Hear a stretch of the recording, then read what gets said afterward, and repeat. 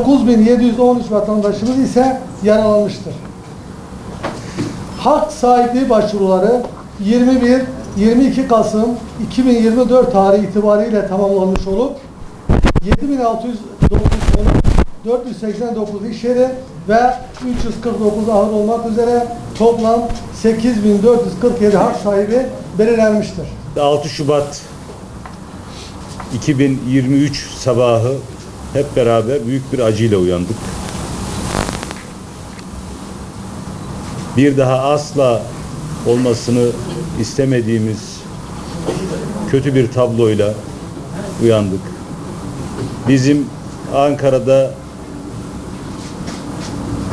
sabahın erken saatlerinden itibaren dualarla destek olmaya çalıştığımız bir sabahtı. Allah bize bir daha o tür günleri yaşatmasın. Hiç kimseyi yaşatmasın. O gün devlet, millet el ele bütün acıları sarmak üzere kavilleştik. El ele verdik. Ben o tarihlerde üniversitedeydim öğretim üyesi olarak. Üniversitemizde çalışan öğretim üyesi arkadaşlarımız, öğrencilerimiz bir seferberlik ruhuyla harekete geçtiler. Türkiye'nin her tarafında kamu kurumları, özel sektör, sivil toplum örgütleri o acıyı hafifletmek için o felaketin ağrılarını dindirebilmek için el birliğiyle çaba sarf ettik. Ülkemizde büyük bir yıkım oldu. 50.000'in üzerinde kardeşimiz, abimiz, büyüğümüzü kaybettik. Bu vesileyle Urfa'da 6 Şubat'ta kaybettiğimiz bir öğretmen ailemizin yakınlarını ziyaret ettik. Onlara taziyede bulunduk. Tanıdığımız, tanımadığımız bütün dostlarımızın, bütün kardeşlerimizin mekanları cennet olsun. Felaketin üzerinden devlet, millet el ele kalkmaya çalıştık. Ben 2023 Haziran ayından itibaren Milli Eğitim Bakanı olarak görev yapıyorum. Cumhurbaşkanlığı kabinesinde çalışıyorum. Görevi yapmaya başladığımız günden itibaren yaptığımız bütün bakanlar kurulu toplantılarında, kabine toplantılarında Sayın Cumhurbaşkanımızın bütün bakan arkadaşlara ilk sorduğu soru deprem bölgesiyle ilgili çalışmalarınızı özetleyin. Her kabine toplantısında da bu konuda bütün bakan arkadaşlarımız kendi bakanlıkları ile ilgili yapılanları hızlıca özetleyip diğer bakan arkadaşlardan, Sayın Cumhurbaşkanımızdan talimat almamız gereken konuları Bakanlar Kurulu'nda tartıştık. Bugüne kadar ki bütün kabine toplantılarımızda birinci gündemimiz deprem oldu. Yani milli eğitimle ilgili yapılanları anlatmaya çalışan bir kardeşiniz olarak milli eğitimde olanı biteni özetlemek istiyorum. Bakanlıkta bir acil müdahale birimi oluşturduk. 11 ilimizdeki il milli eğitim müdürlerimizin ve valilerimizin doğrudan irtibat kurdukları ve problemi anında çözdükleri bir mekanizma oluşturduk. Önce fiziki hasarları giderebilecek tespitimizi yaptık. Şunu ifade edeyim size. Bizim deprem bölgesinde 11 il 2 ilçede toplamda yaklaşık 10.000'e yakın dersliğimiz kullanılamaz hale geldi. Yani hasar gördü. Biz bu 10.000 civarındaki dersliğimizin yerine şu an itibariyle yani 2025-2026 eğitim öğretim yılının başı itibariyle o yaklaşık 15.000 derslik ilave olarak hizmete sokuldu. Önümüzdeki Eylül ayına kadar devam eden yatırımlarımız, bitmek üzere olan yatırımlarımızla beraber baktığımızda bu 11 ilimizin tamamında 6 Şubat günü sahip olduğumuz derslik sayısından bütün illerde minimum %15 daha fazla dersimiz olacak. Yani yıkılanları yeniden yapmadık. Yıkılanlardan %15 daha fazla dersliğimiz olacak. Bu aynı şekilde Urfa için de geçerli. Urfa'da da sadece buradaki rakamı söyleyeyim ben. Depremden önce 6 Şubat'tan önce 21.061 dersliğimiz var imiş. Şu an itibariyle 23.547. Bu rakamlar sadece Urfa için değil, Türkiye'nin tamamı için böyle. Sadece bunu yapmadık. Mesela Milli Eğitim Bakanlığı olarak biz bölgede çalışan öğretmen arkadaşlarımızın yer değişikliği talep edenlere anında yardımcı olduk. Yani depremin travmasını atlatamayan arkadaşlarımıza yardımcı olduk. Bunun yanında Türkiye'nin değişik illerinden bölgeye gitmek isteyen arkadaşlarımıza hemen anında yer değişikliği taleplerini yerine getirdik. Bölgede çalışmaya devam eden arkadaşlarımıza rehberlik ve psikolojik danışmanlık hizmeti vermek üzere birimler oluşturduk. Öğrenci arkadaşlarımız, çocuklarımız ve gençlerimizle ilgili olarak yine rehberlik ve danışmanlık faaliyetleri kurguladık.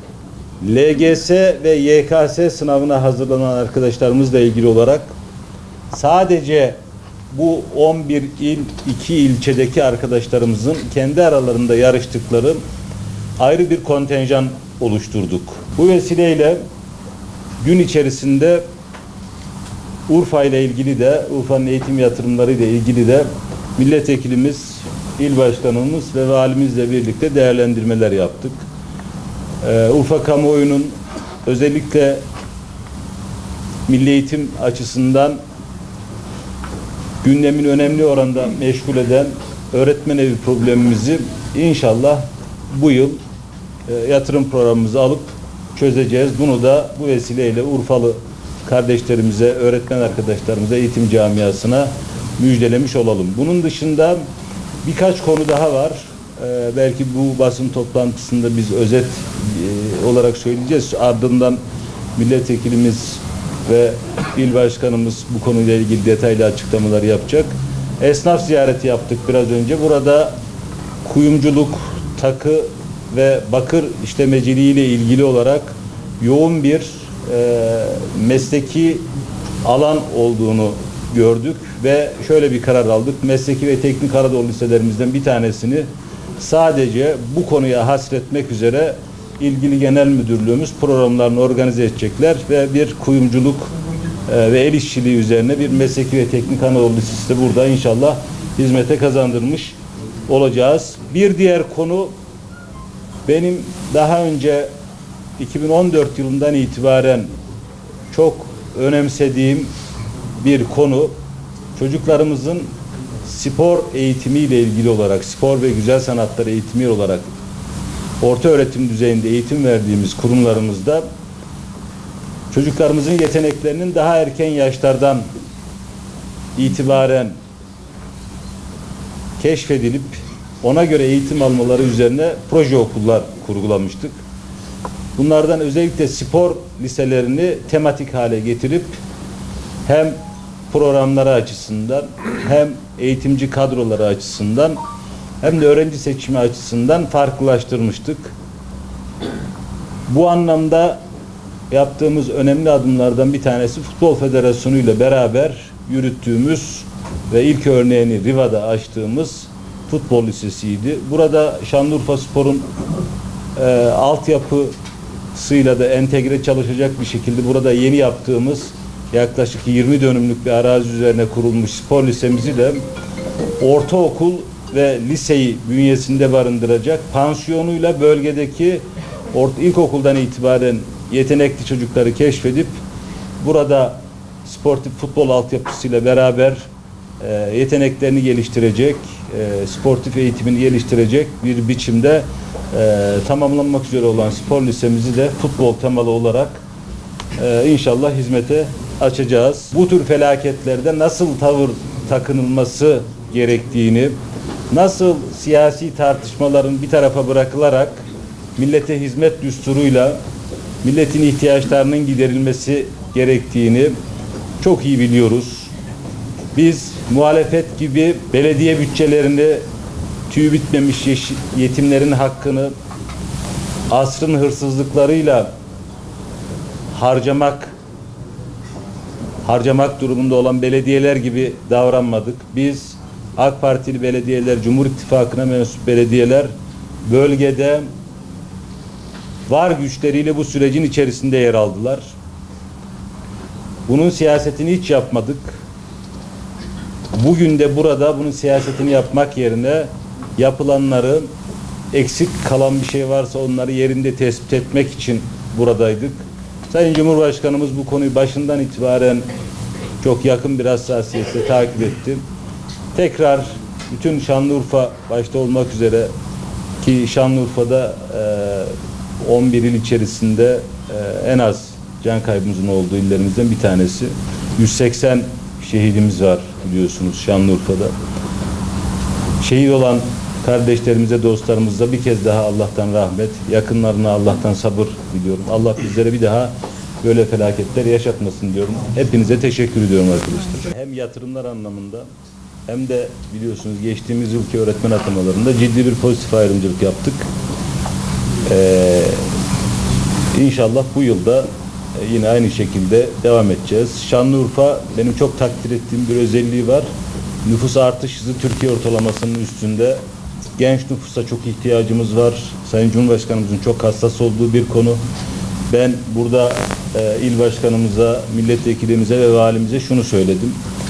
İmar ve arsa problemi çözüldüğü her noktada biz ihtiyaç olan okulları burada inşa edeceğiz. Aynı şekilde öğretmen atamalarıyla ilgili de gereğini yapacağız biz. Şimdi değerli arkadaşlar, bazı eğitimler mutlaka ama mutlaka saha tecrübesi gerektiriyor. Yani iş yeri, işbaşı eğitimleri olmaksızın yapılması mümkün olmayan eğitimler var. Bunlardan bir tanesi de mesleki ve teknik eğitim. Mesleki ve teknik eğitim konusunda çocuklarımızın yetkin olabilmesi adına 2014'ten itibaren mesleki ve teknik eğitimde çok ciddi devasa adımlar atıldı. Bunların içerisinde çocuklarımızın iş yeri ve işbaşı eğitimlerini en sağlıklı, en verimli şekilde alabilecekleri staj uygulamasını başlattık. Bu uygulamayı başlatırken iki tane konuyu önemsedik.